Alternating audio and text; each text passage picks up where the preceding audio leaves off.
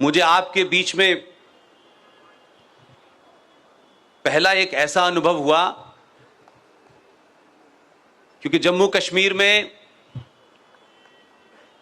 इस दौर का ये दूसरा प्रोग्राम है और इस सफर में जो हम सबकी कोशिश है कि हम जो कुछ कर पा रहे हैं उसको अगली पीढ़ी को कैसे देके जाएं।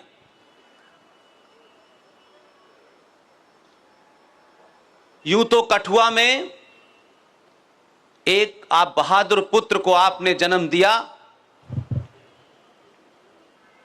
वो छोटे भाई की तरह हैं।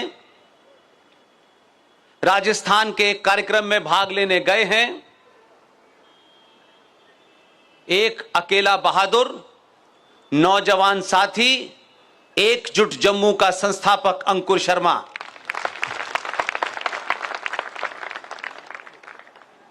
उन्होंने परसों फोन करके कहा कि पुष्पेन जी, मुझे वहां एक प्रोग्राम में भाग लेने के लिए जाना पड़ रहा है, मैं वहां नहीं हूं। अंकुर शर्मा को कई सालों से जानता हूं, उनका जिक्र इसलिए कर रहा हूं कि आपने अपने बीच में योद्धाओं को चुनने का कम से कम पहली बार साहस किया है। इसलिए आज जब मैं बैठा था तो जो दो हमारे युवा साथियों को आपने सुना, एक हल्द्वानी से यहां आए हैं रूबल पडलिया साहब, और एक आप ही के शहर अखनूर के बेटे हैं विशाल गुप्ता जी। मुझे पहली बार लगा कि विशाल इतना बढ़िया भाषण देता है, ये मैंने पहली बार सुना। इसलिए कभी कभी आपके सामने जब नई पीढ़ी खड़ी हो रही हो तो मंचों से, मंच के नीचे जब भी मिले उनकी तारीफ कीजिए, उनका हौसला बढ़ाइए। और जम्मू में अगर यह पीढ़ी शुरू हो गई है तो इतने अंकुर और इतने विशाल गुप्ता पैदा कीजिए कि यहां कोई अफजल गुरु न पैदा हो पाए। लिहाजा सिंह साहब जब मंच पे मेरे साथ होते हैं तो मेरे लिए रास्ता बहुत आसान कर देते हैं। जितने विषय कठिन होते हैं उसको वो समझा देते हैं, मुझे वो समझाने की फिर आवश्यकता नहीं पड़ती। इसलिए मैं दो तीन बातों पे जरूर, सिंह साहब ने कहा कि इस्लाम सुधर जाएगा तो भादर भी सुधर जाएगा। मेरे गुरु हैं, मैं निजी बातचीत में और मंचों से अपनी बात को उनके सामने रखता हूं। इस्लाम को सुधारने का ठेका हमने नहीं लिया है। मेरा मानना है, और यह हमें अपने अंदर आत्ममंथन करना चाहिए, संतों को, महंतों को, नेताओं को, विश्वविद्यालय में पढ़ाने वाले अध्यापकों को, यह आत्मचिंतन हम नहीं कर रहे हैं, इसलिए हम दूसरों के अंदर बहुत सारी बातें कहते हैं। मैं आज मानता हूं, पूरे दृढ़ विश्वास के साथ मानता हूं, जिस दिन भी सनातनी हिंदू अपनी सामूहिक शक्ति को पहचान लेगा, इस्लाम तो क्या, इस्लाम जैसे सब लोग आपके कदमों में होंगे। इसलिए आज जो लोग सनातन को चुनौती दे रहे हैं, सनातन को गाली दे रहे हैं, कश्मीरी हिंदू पंडितों को मार करके सनातन की व्याख्या कर रहे हैं, हैदराबाद में एक 2 कौड़ी का आदमी दिल्ली में आकर के चुनौती देता है, कुछ यहां के लोग भी जाकर के दिल्ली में चुनौती देते हैं। ये गीदड़ इसलिए चुनौती दे रहे हैं कि आप अपने पुरुषार्थ को भूल गए हैं। इसलिए सड़क चलता आदमी इस 95 करोड़ सनातनियों की हत्या कर रहा है और देश चुपचाप बैठा है। मैं आज भी मानता हूं इस बात के लिए कोई दूसरा जिम्मेदार नहीं है। हम सब पे उंगली उठा सकते हैं, जिस दिन सनातनी अपनी तरफ उंगली उठाएगा दुनिया सुधर जाएगी। लोग बहुत सारी बातें कहते हैं, राजनीति का व्याख्या करते हैं, मूल्यांकन करते हैं। जो समाज अपने अंदर झांकना बंद कर देता है वो समाज जीवित नहीं रहता, और यह काम हमने बहुत पहले से बंद कर दिया है। हमने ठेका दे दिया है लोगों को। लो, हमने तुम्हें एमएलए बना दिया, तुमको एमपी बना दिया, हमने तुम्हें ठेका दे दिया है। अब तुम महबूबा की जूतियां उठाओ, उसके स्कूटर के पीछे पीछे भागो। वो कैबिनेट की मीटिंग का फैसला अपने कमरे में लिखती है और नेताओं को पकड़ा देती है, इस पे साइन करो। आपका उप मुख्यमंत्री उस पे साइन कर देता है।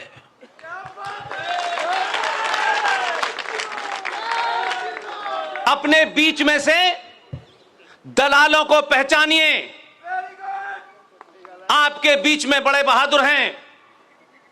अगर अंकुर ने यह बेड़ा उठाया है कि जब तक शुद्ध सनातनी कश्मीर की विधानसभा में नहीं पहुंचेंगे, ये दलाल बिकाऊ आपका सौदा करते रहेंगे।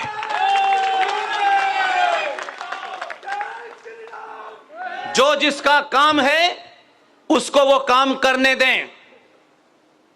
संतों का, महंतों का जो काम था वो काम नहीं कर रहे, वो भी टिकट की लाइन में लगे हुए हैं।